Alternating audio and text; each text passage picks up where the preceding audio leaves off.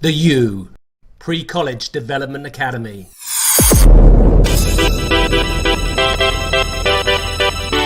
Are you ready?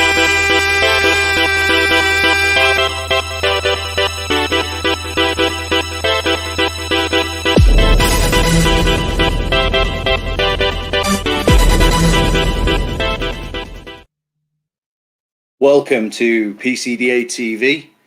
I'm Robbie Carroll, your host.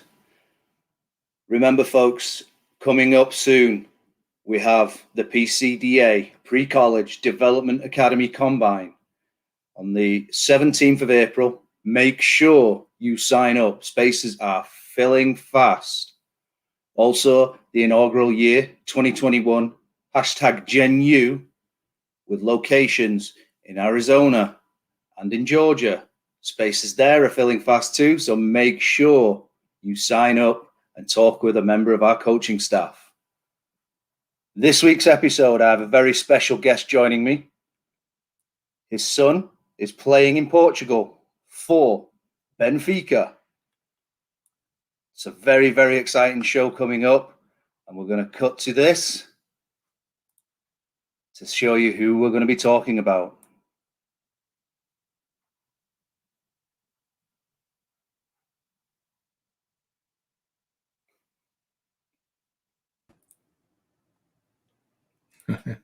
It's a great save. It's a very good save.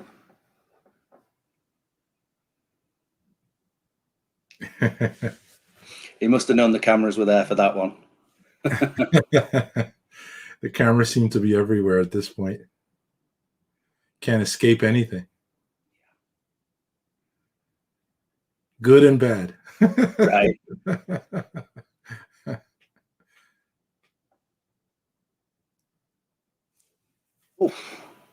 That belongs in hockey.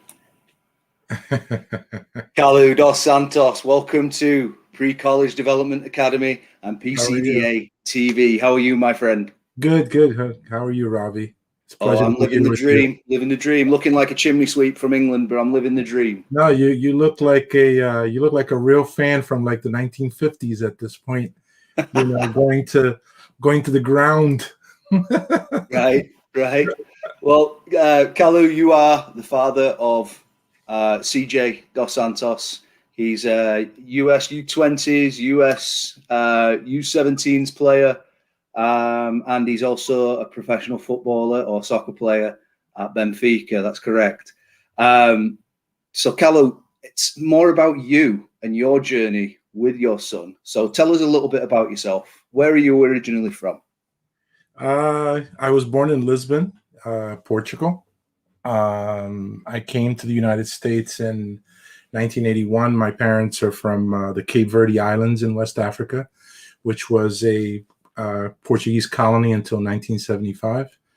I moved to the Cape Verde Islands in 1977 and to the United States in 1981, and I've been in the Philadelphia area since I was 11 years old. So that's 39 years. So 50 years old. Here I am with you, Robbie. 50, you see, and you look younger than me. How come everybody on the show is older and everybody looks younger? That's I don't know about that. Look at all this gray at this point. So you're living in Philly now, and obviously that's where you met Maren, who's my wife, and also the Pre-College Development Academy yes. director or sports medicine director. You're a teacher in Philadelphia, right? Can you tell us a little bit about your school schedule right there, the virtual school schedule back there? So you're used to this camera in your face, and yeah. At this point, it's been a year, so. Okay. And did you play soccer growing up? Oh yeah. I played all around the Philadelphia area. In our leagues here, pre-MLS. I attended Temple University and played at Temple University. I was a goalkeeper also, a pretty good one. Nobody knows that because pre-MLS, pre-academies and everything, but I know it. So it's good enough. Good enough for me. Yeah, and I played semi-pro here in the Philadelphia area. chasing the dream. Actually, when I was 19, I think 19, I was at Temple University. The Porto president, which is still FC Porto's president, Pinta Costa, saw me play here and wanted to take me to to Portugal to do trials at Porto. And my father said no, because I had to stay in college, and we came to this country for me to get an education. So I kind of remembered that whole experience, and not that I regret it. I'm fine. I have a great life. I've done something with myself and with my family, so I'm happy. I'm content with that. But you always say, you're a former footballer. You always say, "What if?" Yeah. And that "what if" is the big question. And not that it haunts me or anything like that, but you never know. But everything worked out. Met my beautiful wife at Temple University. Been married for 27 years. It'll be 27 years now in July, and here we go. A 23-year-old daughter, college graduate from Temple, and a 20-year-old footballer at this point. So it all worked out, Robbie. It all worked out. So you're living the dream as well, huh?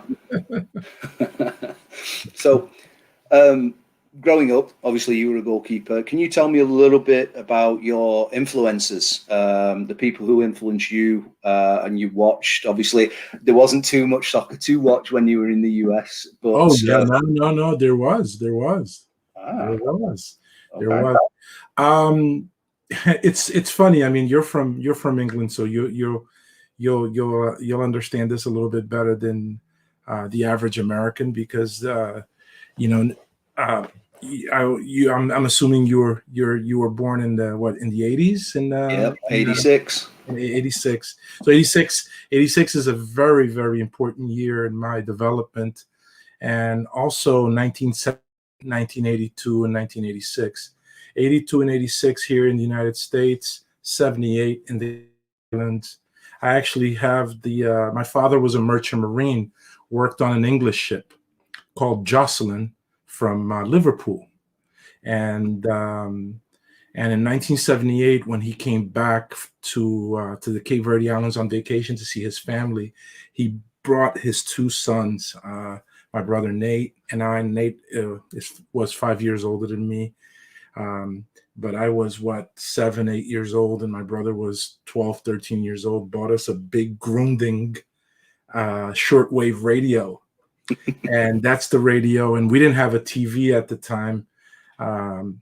We did have a TV, but the World Cup wasn't being played on the one channel that existed, on the island. And I listened to the 1978 World Cup, on that Grunding shortwave radio, and just the imagination, and then listening to the play-by-play. The play-by-play is always over-exaggerated on the radio, and then you go outside and you're playing and you're acting like you're Cruyff or Passarella, and if you're a goalkeeper, you're Leão from Brazil, and so on. And 1982, when I came here, it was probably the greatest World Cup that I have ever watched, or in the history of the world. I mean, you had the greatest team, in my opinion, in the history of football, which was the Brazil 1982, team with Zico and Eder and Falcao and Socrates, and then you had a younger Diego Armando Maradona. You had Platini, and that 82 team kind of went into the 86, not 82 team, but 82 World Cup. Goes into the 86 famous World Cup for, you were born during the year of the hand of God. Mm-hmm. And I mean, football was just, I think now there's too much football on TV. We looked forward to that Saturday, that Sunday, that World Cup, to watch 2-3 games in one day. And that kind of propelled me to be the footballer I wanted to be, because we didn't have the coaches that these kids have today. I didn't have you. I didn't have none of these other guys that work with you and worked with my son.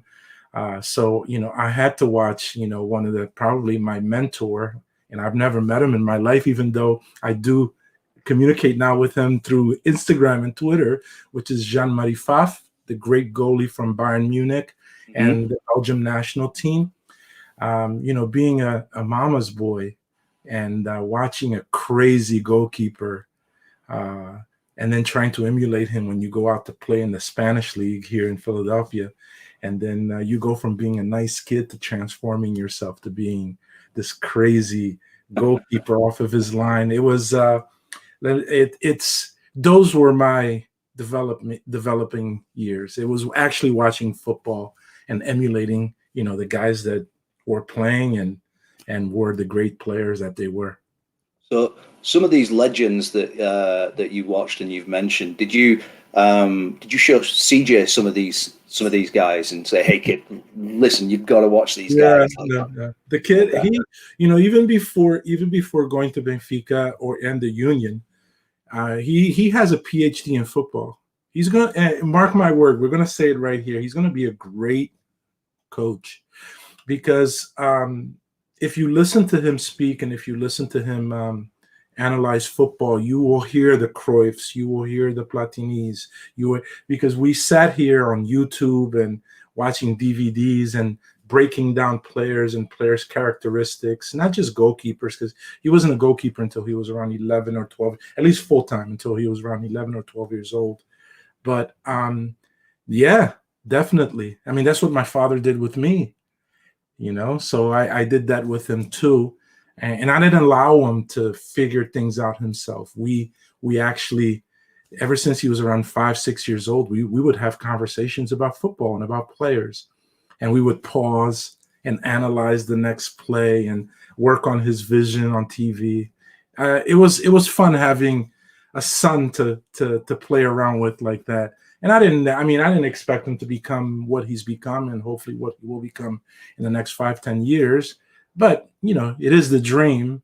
So, I instilled that dream in him, and now that dream's not mine anymore. It's his. So, but it was fun. It was a lot of fun doing it. Yeah.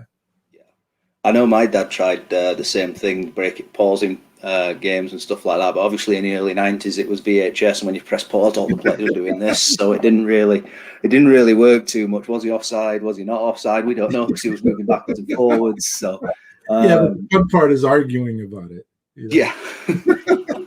So CJ's story is quite spectacular. Obviously, Marin's kept me up to date because she keeps me up to date with all her kids who are doing well and and all that kind of stuff. But CJ's story is just one that's just stuck with me, and not just because he's a goalkeeper, but the effort that you put into helping CJ achieve his dream. Can you give us the background to CJ's success? Where do you want me to start? Well, I mean, he was at Delco, right? Yeah. Or Continental Delco. I don't know whether he was FC there. Delco. It was FC Delco. So okay. On that Delco team, I mean, even before that Delco team, I never had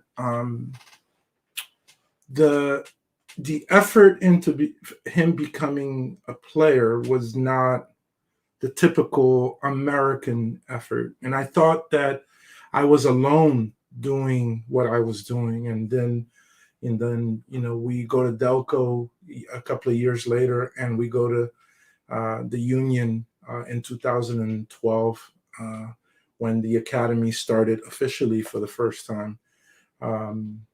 It had started before, but it was full-time, when Marin came in.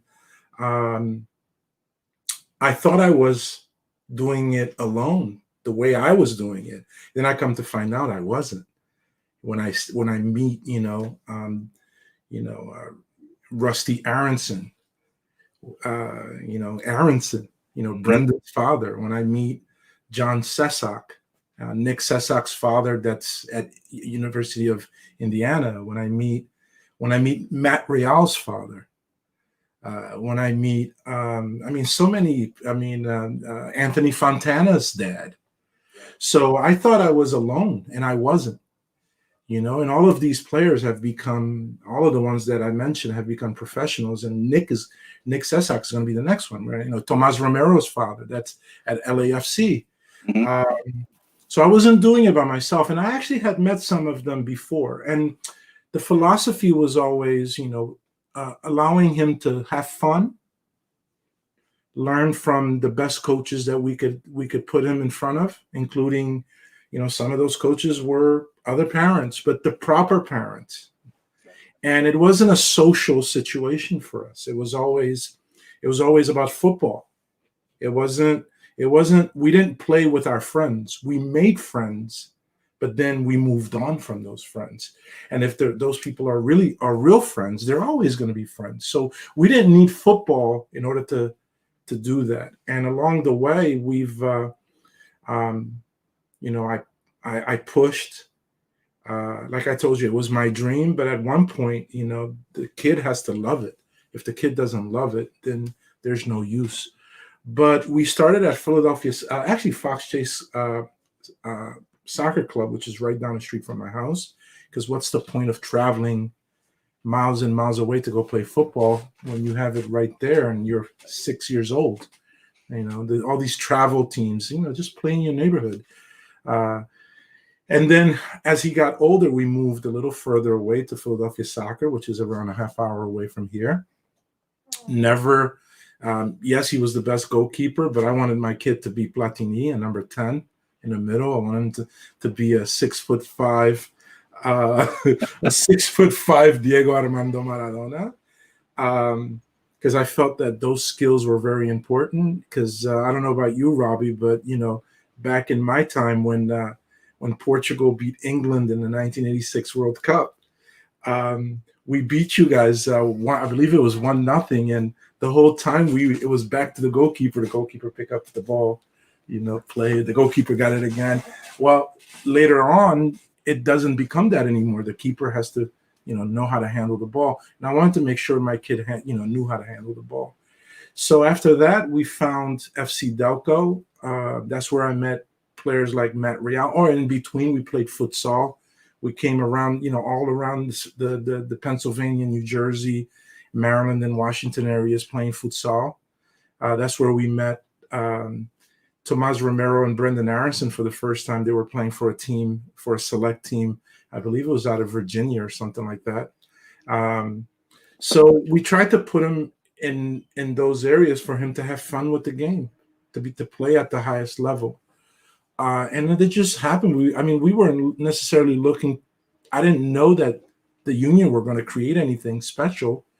But right when the union created something special, I don't think there was proper identification. And I think we had this conversation the other day. I actually went and knocked on the door at YSC Academy. And I told BJ Callahan, which is a U.S. national team coach now, but at the time he was the goalkeeping the GDP coach, goalkeeping development programs coach. I said, listen, you have a kid that his dad was a very good goalkeeper that's going to be a good goalkeeper. He's going to be around 6'5". He has great foot skills. Do you know who he is? And they didn't know who he was. And then I took him there. And when we get into the Benfica part, all along the way, I've been knocking at doors. So when the Benfica opportunity came along, obviously you funded it yourself for CJ. How did you? And this is quite a funny story. How did you fund it? Because you didn't want to hit into your savings, so you did something extra, didn't you? And I'm going to actually email these guys and say, hey, I mentioned we had a guest and he mentioned you on the show. Can you send us some scroll? But you did extra things to make sure you could provide for an opportunity for your son, didn't you? Well,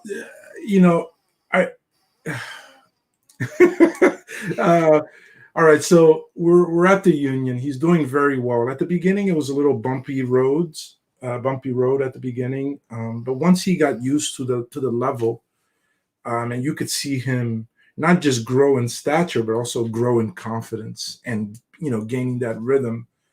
Right around when he went, the first couple of months, the first game I believe he played against a high level team with the Union was the New York Red Bull down in North Carolina at a showcase. Right around that time, I found this email of this coach in Portugal. I was going to on vacation that summer, and I didn't know who the coach was. He just had a goalkeeper academy in Lisbon, and I sent them an email. Very well, I put my best Portuguese skills into that email because Portuguese people are extremely into grammar and making sure I impress them. And all I wanted to do was when we went to Portugal, I would just put him against some of the best goalkeepers to see how he would do. The gentleman 6 hours later emails me back, and he asked me, how I didn't tell you this story yet, but it's going to lead to the other part. He says, "How did you get my email?" And I said, "Listen, I found it. I just Googled goalkeeping academy, and I found it on online." And he said, "Well, that website has been dormant for the last 3 years because I'm the head of goalkeeping and the first team goalkeeper coach at Sport Lisboa and Benfica." And I said, "Oh." So let's just say he's 12 years old. So a relationship develops to the point where as he starts taking steps forward at the Union Academy, he gets called up to the U.S. U14 national team by John Hackworth, all right, which has Philadelphia ties also with the Union. And his kids also went to the Philadelphia Union YFC Academy and got called up by John Hackworth. And I'm seeing this kid taking steps. And he, at U14, the old U.S. Development Academy used to do a futsal tournament in February. On that team, it was the Union divided the U14 team at the time into two to play this tournament. And on his team, there was Mark McKenzie, Anthony Fontana, and a bunch of other Khalil Almedikar, I believe, that just signed with FC Dallas, and a bunch of other players, very good players that are playing college. And he had a spectacular, because he was used to playing futsal already. He had a spectacular tournament, and that's at the point where John Hackworth saw him there and says, "I'm calling the kid up." So I decided at the time to create a Facebook account, an athlete Facebook account, which is the CJ Dos Santos Facebook account. And it's up if everybody wants to see it, even though I haven't updated it in a long time. And I started putting snippets of videos. A lot of the videos I would get from the Philadelphia Union Academies. See, I'm giving away my secrets. He had access to all the highlights. I would download the highlights that the goalkeeper coaches were sharing with them there through this database service, and I would create these highlight videos. Anytime I could get them on film, I would put everything on Facebook. Even though I believe that Facebook account has over 1,000 followers right now, there was only one person I was targeting, and even today, there's only he has an Instagram account, a Twitter account, but it's about the target audience. And I wanted him, like right now, it's all great. We want to keep in touch with friends and family and other people that want to follow him, but there's a target. There are clubs, there are directors, there are presidents, there are agents. And at that time, it was Hugo Oliveira, which was the Benfica goalkeeper coach for the first team. And he just kept telling me, you have to bring them. So all through between 12 and 16 years old, don't wait too long. You need to bring him to Portugal. And I thought, if I take this kid right now, every team I've put him on, he's always done well. If I take him at 12, 13, 14, my wife is going to kill me. So I delayed it until the point where I couldn't delay it anymore because he was having so much success, and the market kept demanding it. I'm getting calls from Germany. I'm getting calls from people that are watching this in Spain and even in England, and that's one of the things, I tell a lot of players that or parents that come to me. It's like, oh, we need to take him to Europe. I was like, well, but the market is not calling for that. You're forcing the market. If the market calls for it, then you go. If the market only calls for you to go to college right now, then you go to college and wait for the market to call for you. Because quote that CJ said in an interview, the ball doesn't lie, So, but anyway, we got to a point where I couldn't say no anymore at 15 years old. So I told the people at the Philadelphia Union Academy that we were going on vacation to Portugal, which was true. But I took him on a 12-day vacation for him to do trials at Benfica. But I didn't want my wife to get on me about spending the money. It's enough that I'm putting the danger out there that I'm going to take my son to Portugal and she might lose her son. And I didn't want to hear any stuff, Robbie. I didn't want to hear any stuff. So what I did was I would pick him up from school. At the time, he was still at school in downtown Philadelphia in Northern Liberties on Catholic school, St. Peter's, at 5th and Girard. And I would pick him up. I would take him to get his favorite sandwich at a sandwich shop in Northern Liberties. And then I would get on 76, as you know, right? 76 West. And I would head over to, King of Prussia, to YSC or Wayne or wherever that is. And I would drop him off. I would turn on the Uber app. And I said, you know what?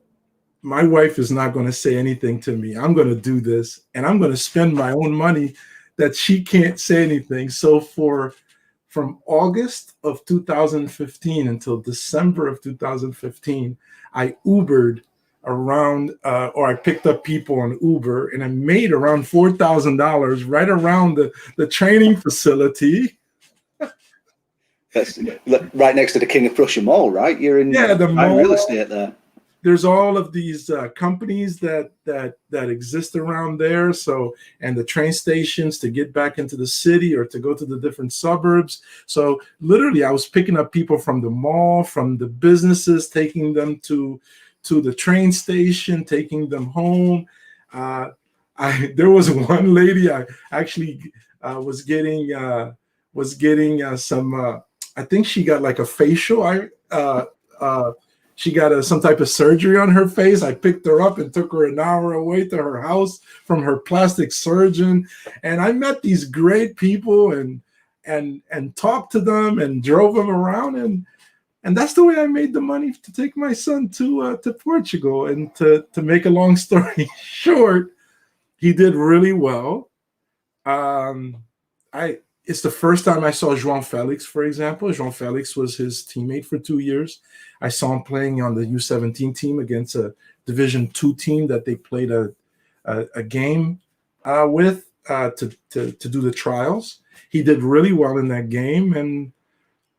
And then what Hugo Oliveira told me to do is like, you need to get him his citizenship. You need to get him his passport. So from January of 2016 until June of 2016, I worked on him getting his Portuguese citizenship. And finally, when I got it, I sent the picture of the ID card, the citizenship card, to them. And a day later, I was on the phone with Nuno Gomes, which was the academy director at the time, the Portuguese legend. And the rest is history. I mean, Hugo Oliveira turns out to then goes to Hull City and is Marco Silva's assistant, from Hull City, they go to Watford. From Watford, they go to Everton. From Everton, they get fired this past February.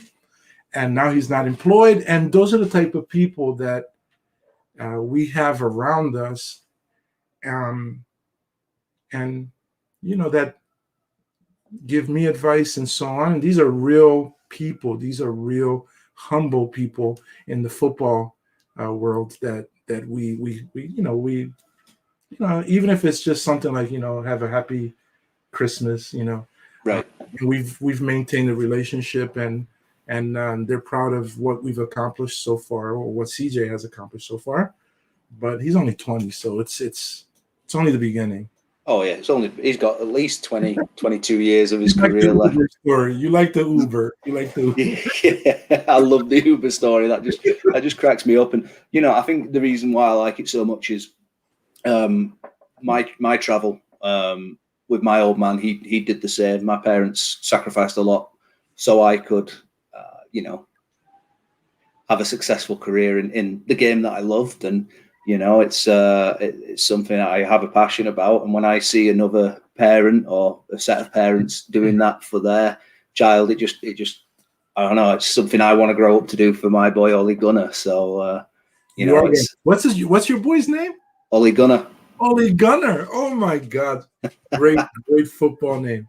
Great name. Yep. In fact, Ollie Gunner sent us a message, a video message when he was born, and he found out that we'd named our son after the Man United legend himself. So he insisted on sending us a video. Yeah. Wow, Robbie. Wow. So maybe one of these days on one of these shows, I'm gonna play the video. So that's awesome for everybody to see.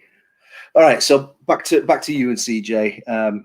I'm sure CJ, with his talents and his skills, he generated a lot of interest from colleges. I know colleges don't recruit when they're sophomores and all that kind of, but they do. Let's be honest, they do. And apart from the football system in Europe and the high level there, were there any other reasons for you and CJ to decide to go abroad, for CJ to learn his trade?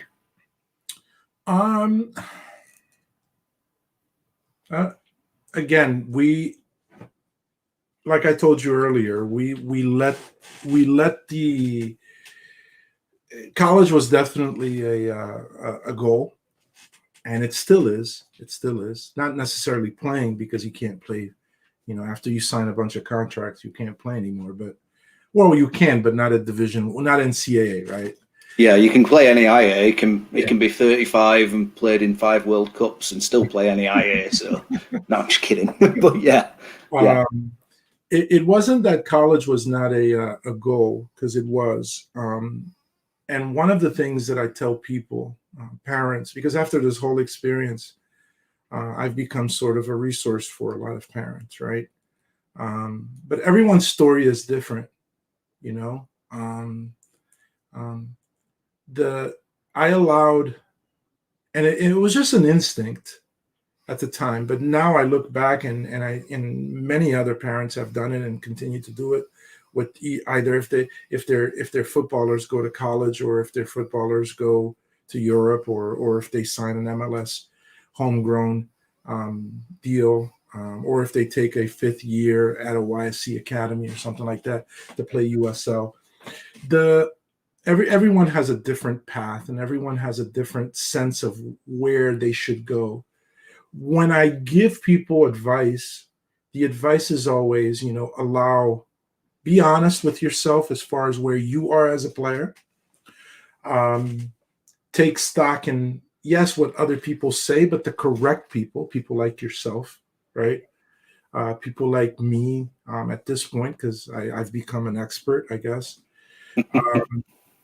And allow the market to dictate where you're going, right? There is a lot of politics in football, not just at the pro game, but I'm sure in college also. But at the end of the day, coaches and directors and presidents of university and so on want the best for their institution, right? Right. And those people are going to allow you to know where you belong. If you're not getting any Division 1 or maybe even 2 at the right place, in Europe, wanting you, or coming after you, you shouldn't push the issue. You should go and have that experience, but you don't push the issue. Right. Allow the market to dictate where you're going. most players are not going to have, and I'm not saying this because it's CJ, but when CJ was 14, 15, and the market was leading him into that world, I just allowed it to go and see where it went. Because the worst case scenario, he was going to get, he was going to go to Villanova. He was going to go to Notre Dame, Dartmouth, Princeton, Georgetown. That was the worst case scenario. And that's not a bad choice. Yeah. Right? It's not a bad choice. Not even at a Division II or Division III. When we started getting attention from college, we would go to these showcases with the Union in Florida, in Dallas, and Indianapolis. There were always college coaches around, and with the Union, they would speak directly to the academy director, to the coaches, and so on. But you could tell they were looking at your kid. So automatically, I knew I had that market for my son. So boom, great. Let's go see what else we could do. And allow him to sort of figure out what market, and it just happened. Then the market grows, right, to the U.S. national team, and then from the U.S. national team, of course, it's going to grow to teams in Germany, calling you and agents calling you, and you're like, okay, what's going on? At no point did anyone have any conversations with my son, but they would come through me, and I always took everyone's call. I always talked to everyone. Just like the way we talked the other day on the phone, Robbie, I don't care who you are, if you're a parent or any. I mean, CJ has an agent. Agents call me, and I still take the call, and I maintain a relationship with those people. So through those relationships, and all of a sudden, Benfica is saying, "Okay, we want to take a last look at you in 2016." And I was very transparent. I spoke to Tommy Wilson, for example. I spoke to Ernie Stewart, and even though it at the time it hurt me to talk to them, it didn't hurt me because I was trying to deceive them. I was very transparent.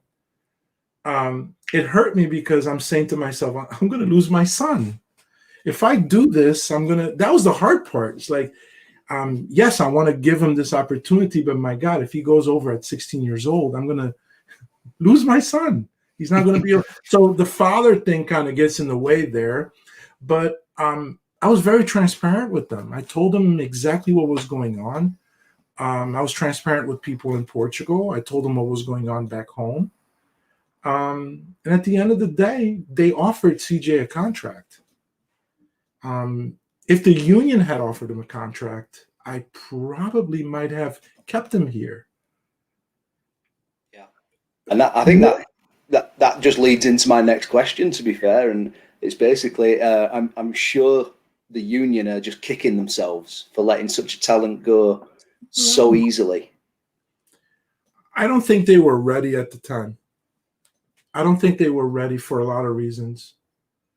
Infrastructure, and I'm talking about the human resources they had inside. If it were now, CJ wouldn't have left because they would have offered him a contract at 15 years old.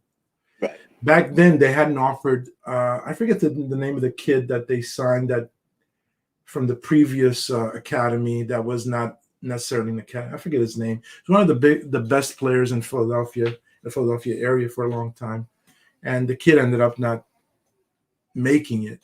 And I think they were not ready. But then what happened is, and I believe it was more of a.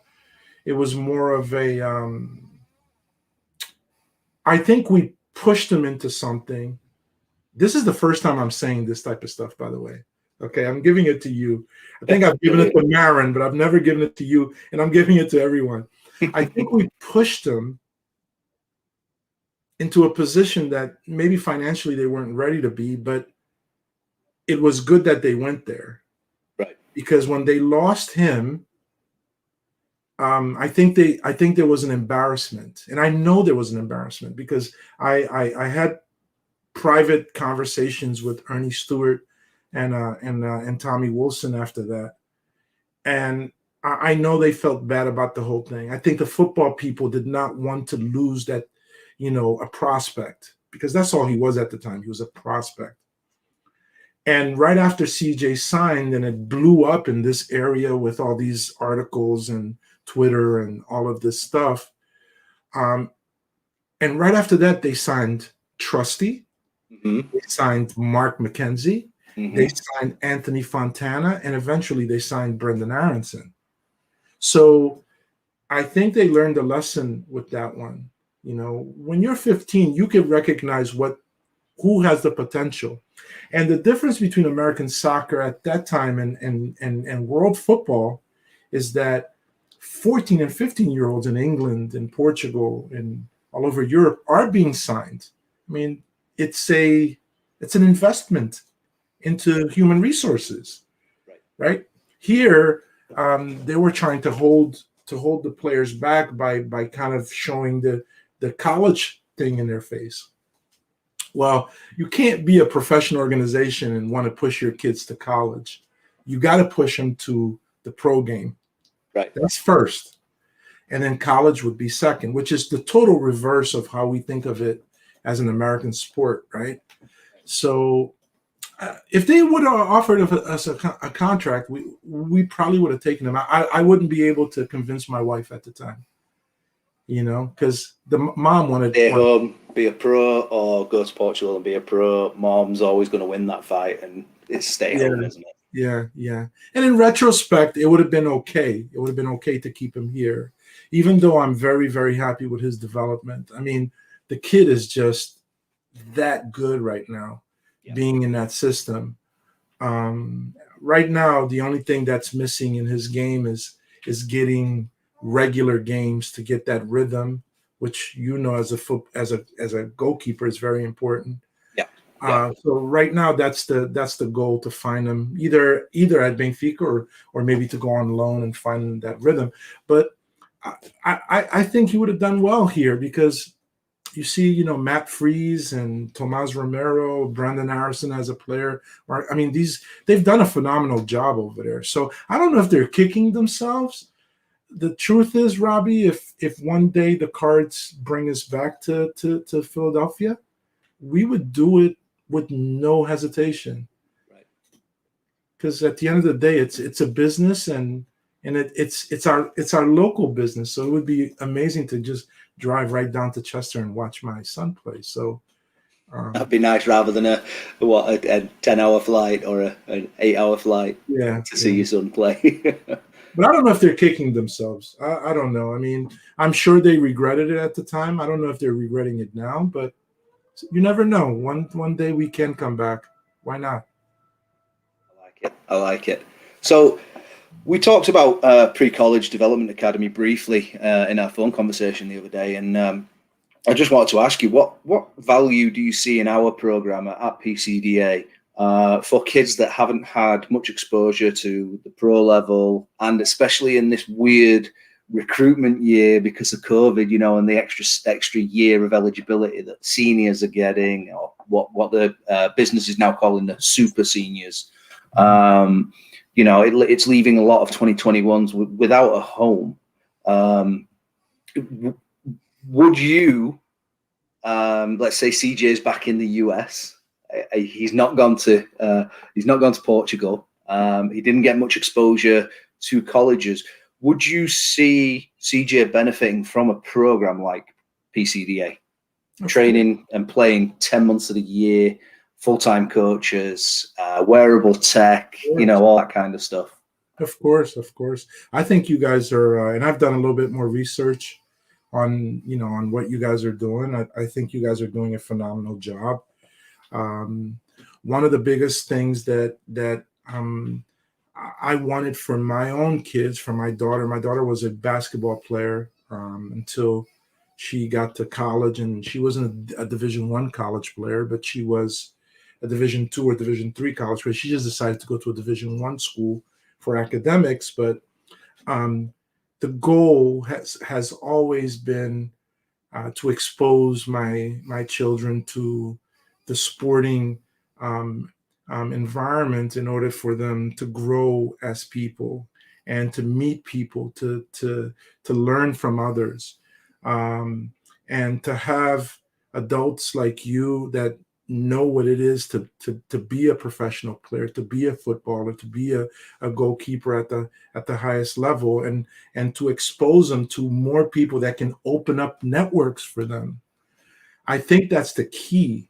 That's the key. And if we combine that with where the market is telling you to go, for example, if you're not just because you're not getting Division I and Division II in, let's say, Division I or Division II college attention, or Division I, Division II pro attention, does not mean you're not a player for those levels.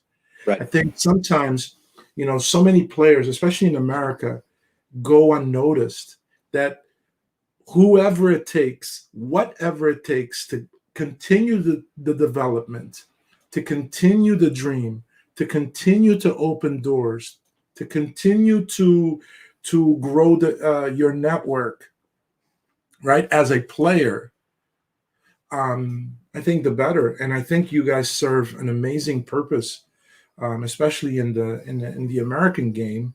I have a passion that I want to keep developing as I get a little older here, and I make decisions not to be on that schedule back there.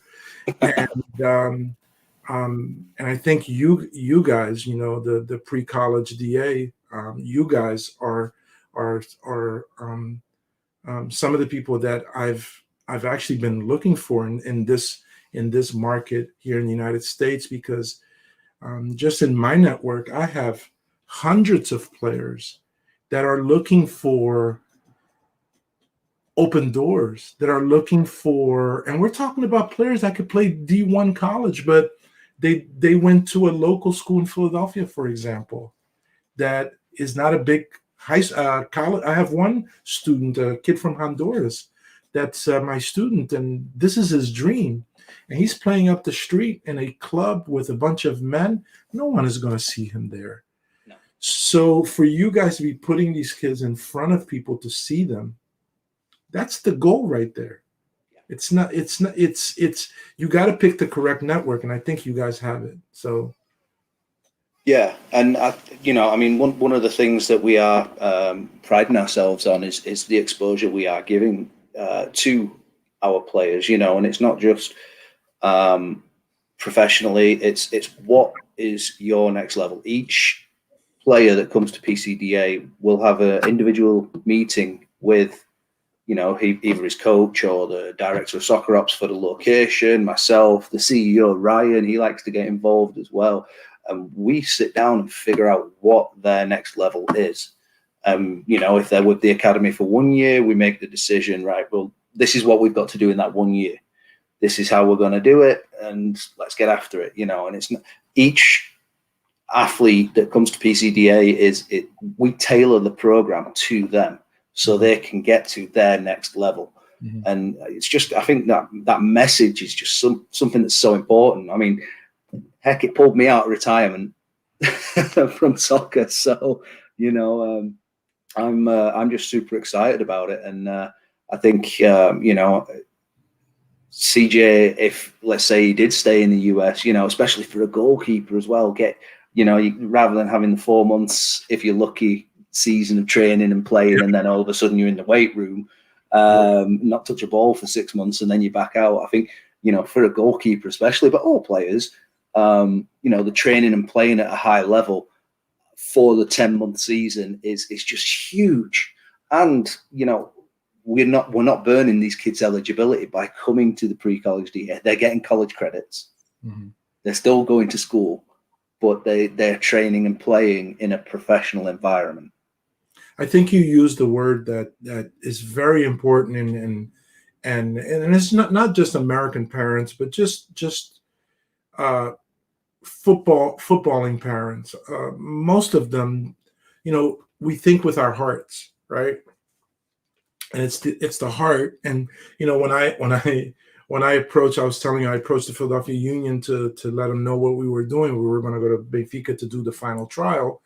And I was having hesitations about it. It had nothing to do with football, because from a footballing standpoint, when you talk about, this is the club that has developed, Jan Oblak. This is the club that developed Ederson. Mm-hmm. You can't compare that, right? Not at that moment anyway. You couldn't compare it. And even today, even though the union has taken like big steps forward, it was the parent part that was eating away at me. But when you're not a former football player or someone in the football world, and you're trying to make these decisions about your son or your daughter, right, that deal with football, you may not be making those decisions from the right perspective because you don't know anything about the game. And there's nothing wrong with admitting that. Right. But if you have someone like you doing the evaluation, and that's the key word there, right? Doing the evaluation. And when I say, the market dictated where we were going, right. The market, yeah, but there were evaluators behind that market. And when you don't have that cachet, as let's just be honest, and I just happen to have a kid that got that type of attention early on. Well, 99.9% of kids are not getting that attention early on. So right. How do you open those doors for those kids? You have to have the right people to give you the right advice, which is very hard to find.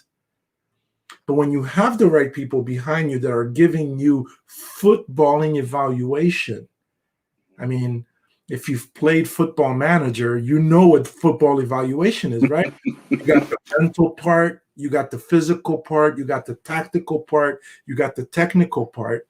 How do you bring all of that, the aggressiveness, the concentration, the determination, which is very important, right, Robbie? Yeah. If a kid has all the skills in the world, but they don't have the determination, they're not going to make it. So how do you understand that as a parent? It's very hard. Yeah. And you've hit the nail on the head there. And to be fair, like you're a soccer guy as well. Some of these parents out there, they didn't either play sports, they didn't play college sports, or and they just don't know. And I think the options that are out there are all good options. But if you have a kid who's serious and wants to play at a good level of soccer and get a good soccer education because they want to, I don't know, come to PCDA for 1 year, 2 years, then go and play college, and then once they've graduated, they want to coach, something like pre-college DA, giving them that education, because I mean, we split our season, the 10 months into 3 trimesters. During that trimester, we're playing a 4-back system in the first trimester. The second trimester, it's 3-back system, and then the third trimester is a hybrid of a 3 or 4-back or 5-back system. So the players, once they graduate from our academy, can have an intellectual or soccer IQ conversation with any coach and say, I can play that number 10 position. And I can do it in this formation, and I know what to do in that formation because I went to PCDA and I did it there. And I think it's just something, again, I'm getting passionate about it because no. Not the average American parent cannot. I mean, we could do we could do it about baseball, for example. Right. We could do it about football. We could do it about basketball. I don't think we could do it about hockey. The Canadians can do it about hockey a lot better than we can, right? You have to know what your forte is. If I want to know about if there's something wrong with me, like with this whole COVID thing, I have doctor friends I can speak to. I'm not going to go to my butcher and talk about COVID. So you need to know who has those abilities to put your kids in the right places. Because at the end of the day, Robbie, fine, I'm happy that my son is where he is, and I miss him and everything. But at the end of the day, we made the right decision for him. Right. But that decision might not have been the right decision for someone else. Right. But how do we get to those decisions? We have to intellectually get there. Yeah. And when our forte is not the evaluation process, you need to trust someone to do the evaluation process. And there lies you guys and the experiences. And at the end of the day, it's not becoming a great player. It's just doing what you love. And I think you said it there at the end. You may not become a great player, or you may not become more than, a club player or a college player or playing in the USL, but or just not playing at all. I mean, Mourinho was not a player. Right. He just loved the game. His father was a player. His dad was a coach. So he learned to be a coach. So if you could become what Marin is, if you could become what you are, if you could become a teacher like me and be passionate about the game and coach the game at the grassroots level, to inner city kids that have never played before, and halfway through the season, you've made them passionate about the game and knowing what a 4-4-2 is, and knowing the essence of a 3-5-2 or a 4-2-3-1 and so on and so forth. And then from a technical standpoint also, I think you've done your job, but you had to learn that from someplace. So I think you guys are doing a great job with that, and all the research, and then knowing you and your wife. I know you're involved with this. I know it's the right thing because you're involved, because I know what type of family you guys are. So I appreciate that, Calu. That's very nice of you to say that. I have one question that's come through. Our CEO is watching, and he said, Calu, who was CJ's idol growing up and why? CJ's idol. So just like you named your son Ole Gunnar, you know what he says he's going to name his first son? And that will answer the question. Johan. Hold on. You ready? Go on. Oh, you were going to guess? I was going to guess. I was going to say, I was going to have a stab. And I want to say Manuel. No. No. Even though he plays a lot like Neuer. Yes, he does. He plays a lot like Neuer. In that Benfica goalkeeping, high line, aggressive. I mean, Ederson came from that, and I know a lot of people sometimes hate Ederson when he makes those mistakes. But it wasn't Manuel. It was his. He wants to name his first son Johan CJ Dos Santos. Johan Cruyff and Thibaut Courtois. Wow. Even though he's not he doesn't play the game. He doesn't play the game like Courtois. Right. But he's a big boy. So, when he saw Courtois at 6'6", 6'7", he knew he was going to be a tall guy because his dad was tall. He kind of latched on to Thibaut Courtois when Thibaut was playing at Atletico Madrid, and then later on with Chelsea. So, it was those two. But I know there's another player that he, of course, the Cristiano is, being of Portuguese descent. His mom is 100% Portuguese. His dad is Afro-Portuguese. So, Cristiano was a big hero of his, and still is today for his work ethic. So, yeah, that man is a machine. I think he's going to go past 40 before he retires, because he can go to any league and still kill it. Yeah. Let's be honest. Yeah, I think he's going to be an MLS guy. I think. Which club could afford him, do you think? Do you think he'll come to Inter Miami? Miami, yeah. He'll come to Beckham. Yeah. And the lifestyle too. He does like the to tan and Yeah. And there's plenty of beaches. He can get his beach run in. So yeah, I can see that. Well, Calu, it has been an absolute pleasure, my friend. We're coming up on the hour now, so that is all the time we've got. I'd love to get you back on the show again, and maybe rather than going through agents, maybe we can go through his dad, and maybe we can get CJ on the show, and maybe we can do just a goalkeeper night. I think you have someone as your better half that all I have to say is it's Marin's husband, and I think she has a lot more influence than you, Robbie. Oh yeah, without a doubt. Yeah, and she influences everybody, and she scares me to do what she wants me to do. So yeah, I mean that's yeah, Mama Marin, right? That's what all the kids knew her as. So yeah, it's again, it's been an absolute pleasure. I wish you and CJ all the best, and let's stay in touch. Thank you so much. It was a Thanks, pleasure. Kelly. You guys are doing a great job. Continue doing what you're doing. Thank you very much. Thank you very much. Have a good one, mate. Well, guys, that was Calu Dos Santos, the father of CJ Dos Santos, a professional goalkeeper at Benfica in Portugal. He's also a member of the U20 national team, and he was also a member of the U17s and U14s. He's pretty much done it all. He's a bright star and somebody to watch as he develops his career at just 20 years old. A kid from Philly playing in Portugal. It's a dream story, and I'm really happy I could bring it to you. And I'm happy that Calu could join us as well. This is PCDA TV. My name's Robbie Carroll. Hashtag level up. Hashtag Genu. Have a good night.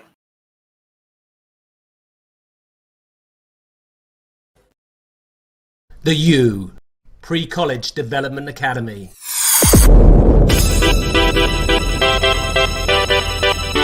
Are you ready?